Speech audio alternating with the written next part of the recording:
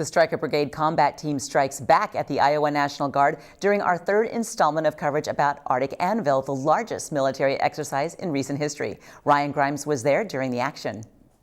So right now I'm in the Donnelly drop zone, and it looks like the Iowa National Guard has set up kind of a defensive encampment, and it's up to the Stryker Brigade combat team to see if they could overtake the Iowa National Guard in this fight. It's up to the U.S. Army and its allies to defeat the Guard, or at least learn from a free-thinking enemy.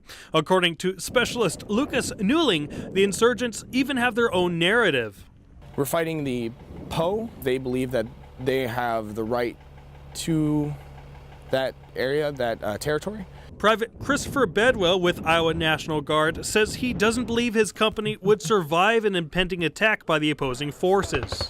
They should be able to have eyes on us from a whiles away. They could probably just indirect us all to death. Just drop mortars on us all, so.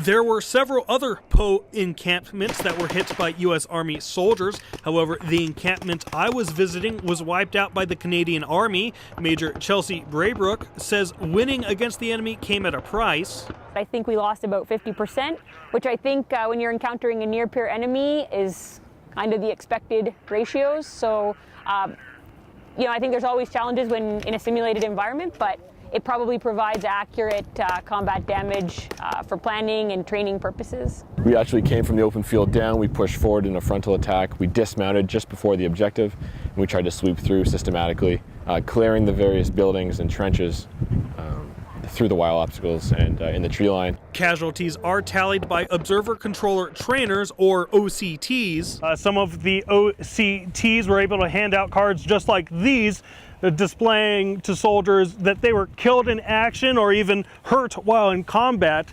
But what happens when you're actually hurt in the field? Minor injuries are treated at Army clinics located in and near Fort Greely. However, medics are standing by to transport soldiers by helicopter if they suffer severe injuries.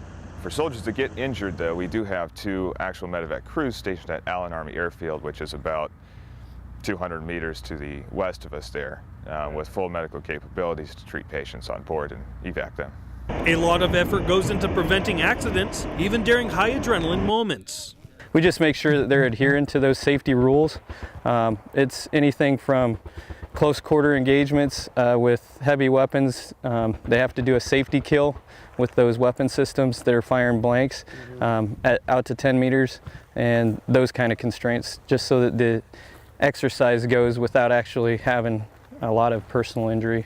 Arctic Anvil is nearing the halfway point. From 7 a.m. to 2 p.m. tomorrow, there will be a significant amount of convoys on the Richardson Highway between Eielson Air Force Base and Fort Greely. A significant portion of the movement will involve Stryker vehicles, so drivers beware. This is Ryan Grimes reporting.